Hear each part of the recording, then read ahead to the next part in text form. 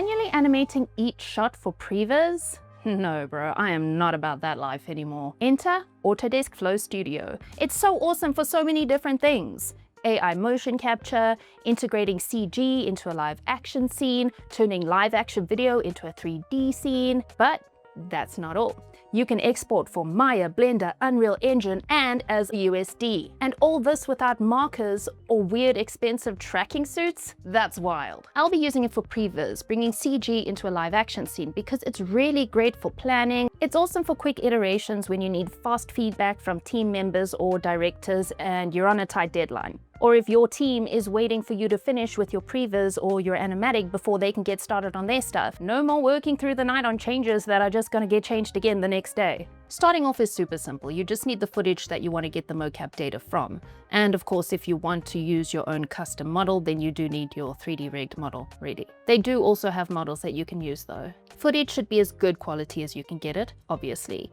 It's fine to shoot off your phone though, so no stress. It's also a good idea to get your whole actor in the shot first so that Flow Studio can see what it's working with. Don't start on a close-up. So you've got different options here for different purposes. I'm using Live Action Advanced, where it automatically animates, lights, and composes your characters into a live action scene. You still have editing capabilities in your 3D software though, so don't worry about that. But you also have Live Action Easy, AI motion capture, and animation or video to 3D scene. I've got my footage here, which I'll upload. Obviously, just something that I shot at home. It's got a couple of cuts to see how well Autodesk Flow Studio deals with them as well. Now, I've got my footage here on the timeline, and I can go on to the next step, which is scanning for the actor and then assigning the actor.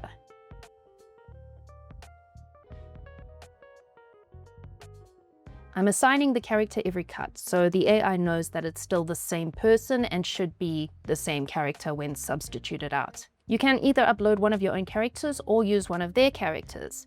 If you use your own, you do need to make sure that the rig is set up properly. And if you want facial expressions, then you need shape keys or blend shapes as well. And they have to have the correct naming convention. Unless, of course, you just export the AI mocap data, in which case you'll be retargeting to your character in your 3D software anyway. So there are advanced retargeting options, which is why I like using this option.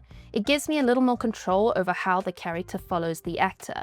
Like for the pelvis offset, 2 feet is good for a wide shot because then the AI will align the character's feet to the actor's feet. When you have a close-up where the rest of the body is not visible, using to neck is better because it aligns the character's neck with the actor's neck for more accuracy. Once I'm good with all of that, the next step is to export. Now you can render your final composition to see how it looks as is, and for some instances that is all you need. Like if you're using it just to see how your character will move in the environment, and if you want to change certain things really quickly, you don't necessarily need to mess with bringing the character into your DCC software and putting it together there, and then rendering to see what the scene will look like. You can just view the export in Autodesk Flow Studio and then go back and make whatever changes you'd like, then export the assets you need once you're ready. So now I'm happy with what it looks like. I'll export the assets now. You've got several options for export: Blender, Maya, or Unreal Engine scene, or USD. You can export the mocap data, camera track, character paths, alpha masks, the works basically. With the Blender, Maya, and Unreal Engine export options, you get the file with the camera, lights, and character. I'm also going to export the clean plate and alpha masks. I'll export a character path too, just in case I end up needing it. Now that I've got the exported assets that I need, I'll start the second leg of my Previs journey, which is making adjustments in Blender. I'm going to clean up and refine the animation a bit. So there's my blend file. You can see my character is all pink because the textures are not linked or packed. You do need to specify if you want the textures exported as well, which I did. So I will find those and relink them.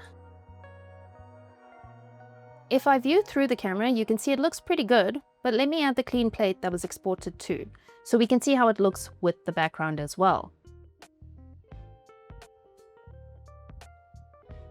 Nice. I am going to make some adjustments to the animation. Clean up the keyframes and animation a little bit. I like using the graph editor for that, to get rid of jitter and get rid of any bad keyframes. I also make some small adjustments to the keyframes themselves.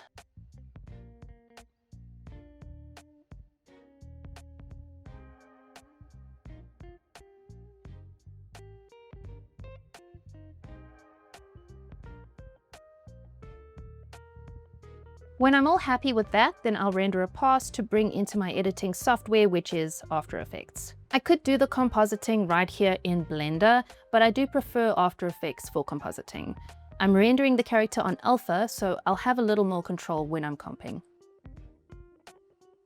I've got my project in After Effects, and I have some other scenes that I already did and exported. So now I'm going to add this one into the cut as well. I've got a basic storyboard now. I'll spruce it up a little though with some adjustment on curves and shadows and highlights and some other effects. This all literally took me a few hours. It's wild how long this would usually take if you were using traditional mocap or animating it manually by yourself. It's so much better than sketching out ye olde storyboards that take a long time and don't give you as much of an accurate idea of how the final shot will work.